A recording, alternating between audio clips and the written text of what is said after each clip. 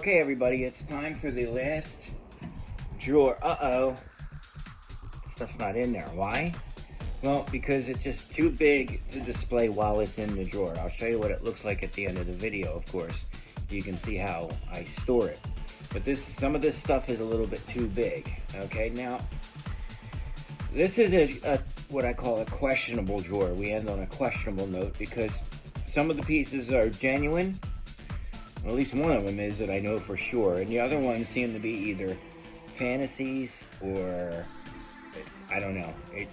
You'll see. This, I actually got on an online auction, and they were advertised as from a Georgia chain gang.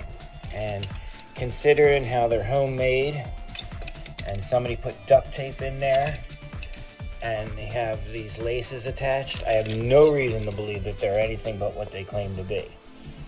Obviously, a lot of the prisons down in the southern parts of the United States made their own restraints.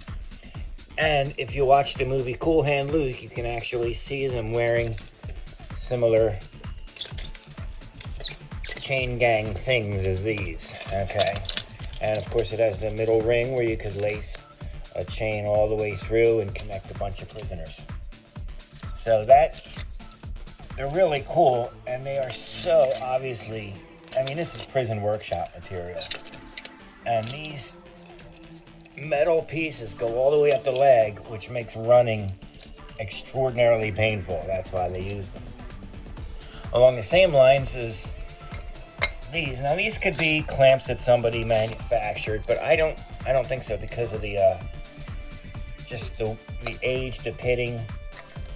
That doesn't look like that was put together, you know, to fool anybody into thinking that they were shackles of any kind. I think these might actually have been used somewhere. Again, crude, homemade, but you don't get this kind of rusted pitting overnight. And considering I've had these things for a good 15, 16 years, you know, there really wasn't any reason to reproduce these things back then. Then we have these guys that I bought online as like a pirate theme. These were popular when the Johnny Depp movie came out. I know that they're, you know, fantasy pieces or whatever. These I had a little more questioning about just because of the way that they're made. They do have age. They got the really neat links. And when I saw them, I just liked the way that the end caps were done. So that's why I bought them. And I didn't pay much for them at all. Yeah. And the final pair are these monsters. These things weigh a ton.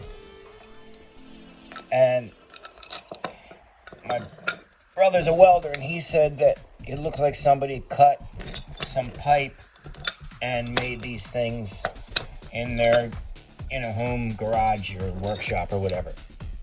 Because it's welded. And I don't know what these were for. I bought these at a farmer's market right near the Pennsylvania-Delaware border. And I remember I was about 17. I paid about 20 bucks for these things. And I thought that was pretty cool. You know, why not? I asked the guy if he had any shackles, and he said, yep, check these out.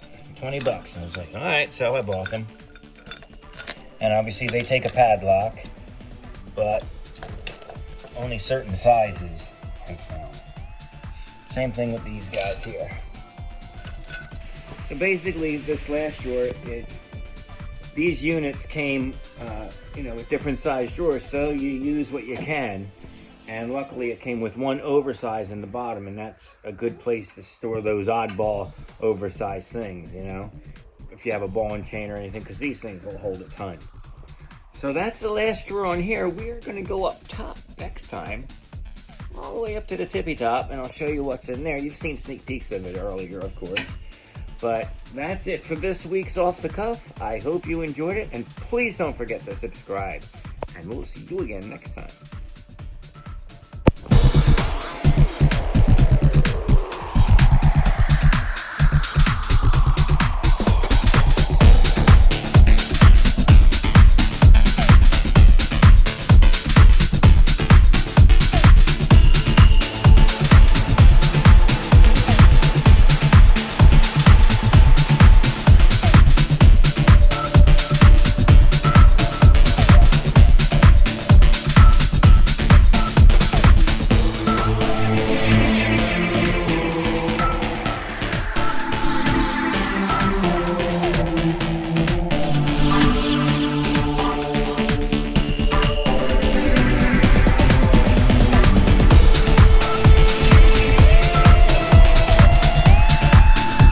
just a sneak peek of what we're going to see next time.